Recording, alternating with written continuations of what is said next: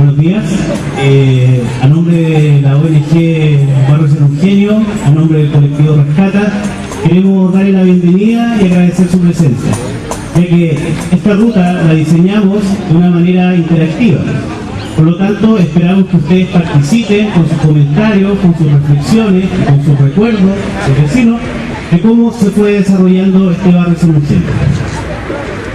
En primer lugar, quisiera invitarlos a imaginar acerca de la metáfora de palincesto. Palincesto es un papiro utilizado en Egipto, el cual tenía como función ser reutilizado. La gracia del papiro es que una vez que había sido utilizado, quedaba sobre él los retazos de lo que había sido la escritura anterior. Con esta imagen queremos acercarnos a lo que ha sido la construcción del desarrollo urbano de este barrio, de Santiago en general, pero en este barrio en particular. Un ejemplo lo podemos ver acá a espaldas, en la ex fábrica Yarún, que actualmente es el canal Televisión. La idea que hay detrás de esto es invitarlos a imaginar este territorio hace un siglo atrás. Imaginémonos que este era un sector periférico de la ciudad, un sector arrabalesco, un sector semirural, en el cual se fue poco a poco construyendo la ciudad que hoy tenemos.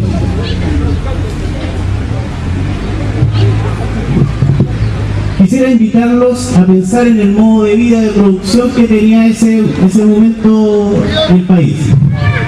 Imaginémonos que los vecinos trabajaban en una empresa a la cual permanecían toda su vida. En la actualidad eso es impensado. Basta imaginar que en un año una persona puede cambiar una o dos veces de trabajo frente a un siglo atrás, cuando se trabajaba toda la vida en una empresa. Otro dato importante es que la industria estaba construida alrededor del barrio, lo cual significaba una relación mucho más directa y dinámica con los vecinos. En la actualidad, con Transantiago nunca va a viajar menos de una hora para llegar a tu barrio. Todo eso fue generando una rica vida de barrio. A lo largo de este recorrido veremos muchos almacenes, muchas farmacias, mucho vida de barrio. Veremos que todavía no llega a este lugar la industria del retail, la industria de los servicios. Este barrio todavía permanece inmaculado desde ese punto de vista. Por último, quisiera hacer referencia a vecinos ilustres de este barrio, vecinos principalmente del área del deporte. En ellos destacan Norton Contreras, Francisco Ormazábal, Juan Aranda y Mario Lorca, todos ellos futbolistas del Colo-Colo de 1942, campeón invicto. Y uno de los más importantes de todos, que nos ha representado, ha sido el rey del metro cuadrado, Carlos Humberto Casero. Aparte del deporte, del fútbol, este fue un barrio rico en otras disciplinas, como el boxeo, donde destaca Popeye Águila y Ricardo Alangui, además de Ezequiel Ramírez, un destacado ciclista que ganó varias veces la Vuelta a Chile y el Giro de Italia en la década de los 60. Esta es una invitación a recorrer un trozo vivo de la historia de Santiago. Y como dice Mauricio Redolés en su poema Bello Barrio, ven a vivir esta fragilidad peligrosa de corromperse.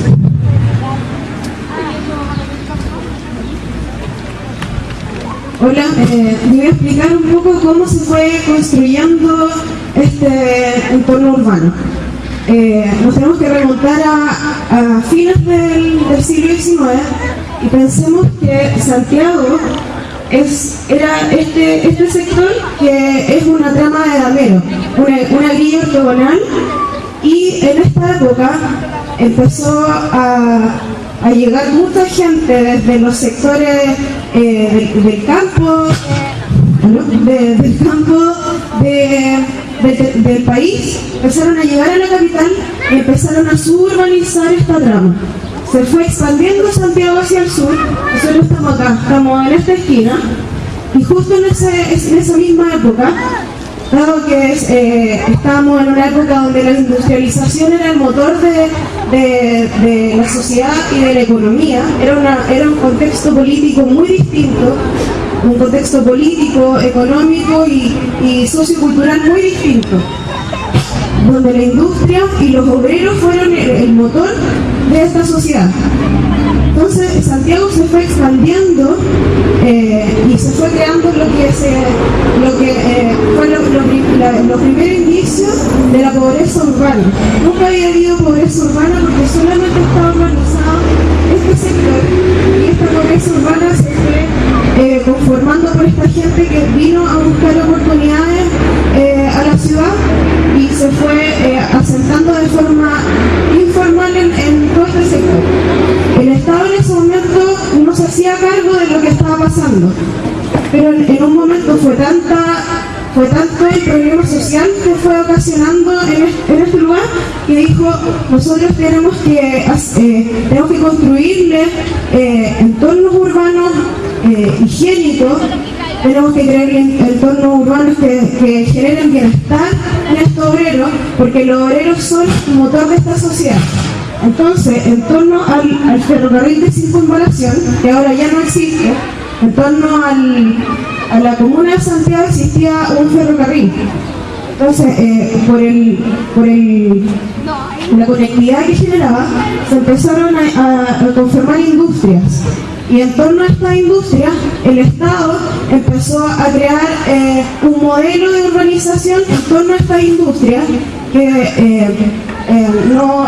en ningún momento abarcó todos los problemas sociales que eran en la época, pero fue con una visión que demostraba que el Estado se quería hacer cargo de un problema que era muy, muy grande, y esto fue lo que se denominó estado de bienestar. Entonces ustedes pueden ver aquí en esta población y en las poblaciones que vamos a ir viendo que esta es la materialización del estado de bienestar. El estado de bienestar fue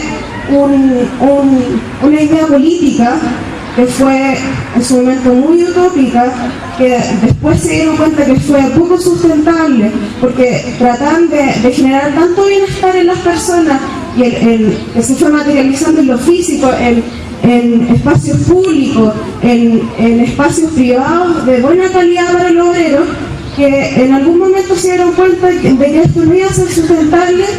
Y además, con el cambio que hubo en las tecnologías, el sistema económico global empezó a cambiar y todo el mundo se desindustrializó. Y todas estas industrias que nosotros vamos viendo que generaron el motor de esta sociedad, ahora están en obsolescencia. Por ejemplo, vemos acá la población Yarur,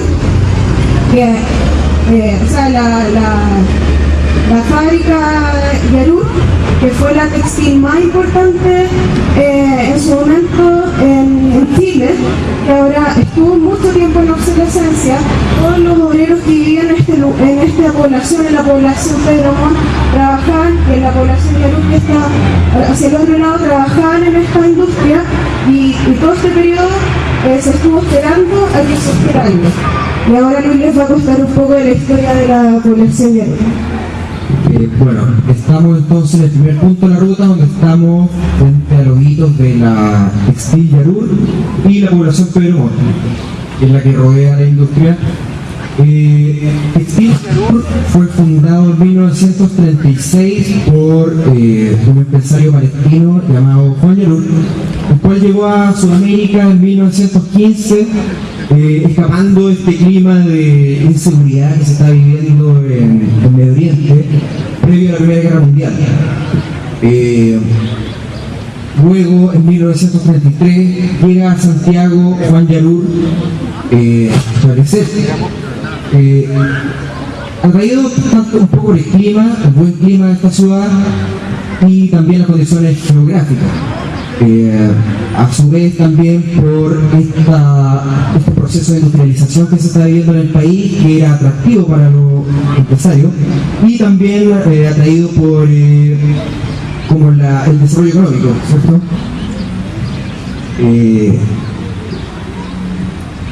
En este concepto como de integrar productividad y bienestar social, Textil Yarur empieza a construir otro tipo de construcción. O sea, se establece la población Pedro Montt, luego más tarde la población Yarur está pasando Mirador hacia el oriente.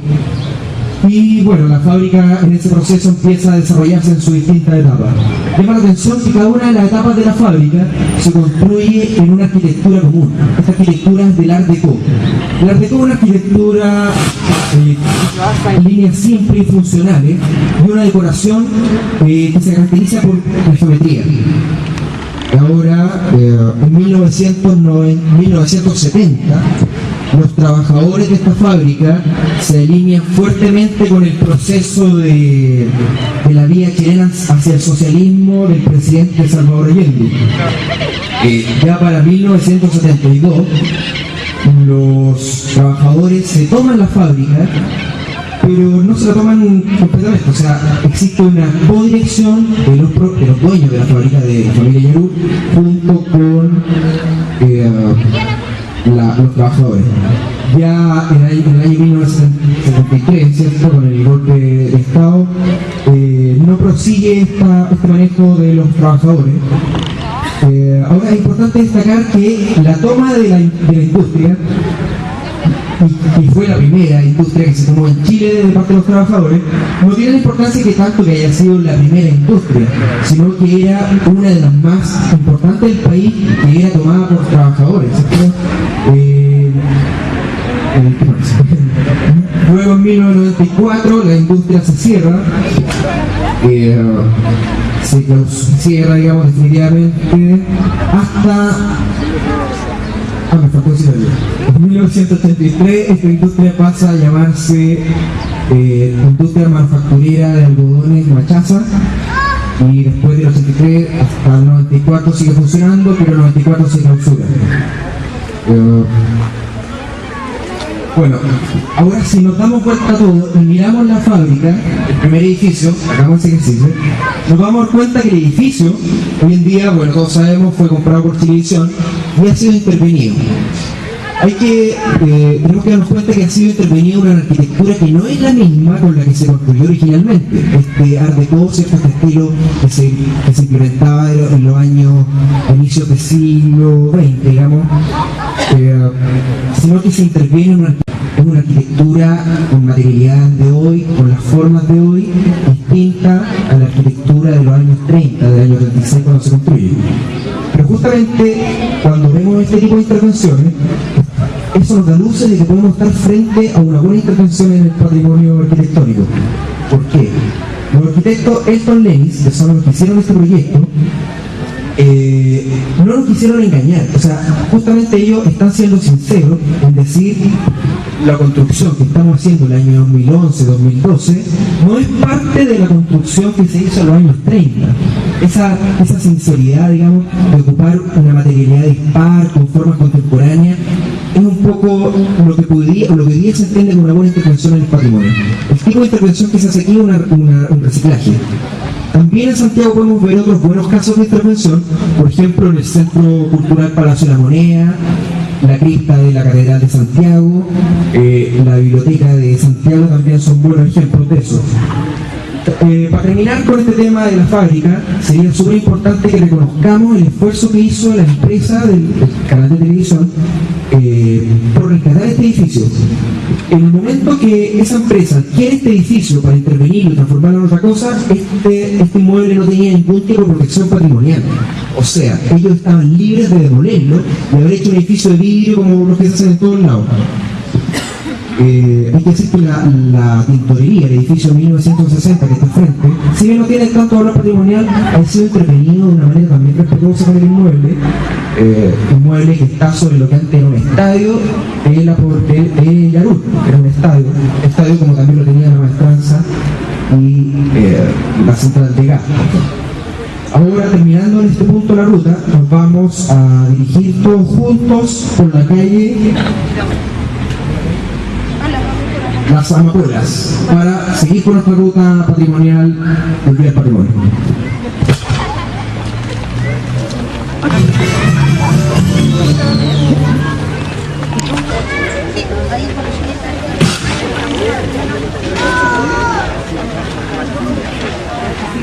Pero para ir hablando en esta noche, mandar a las personas aquí mismo.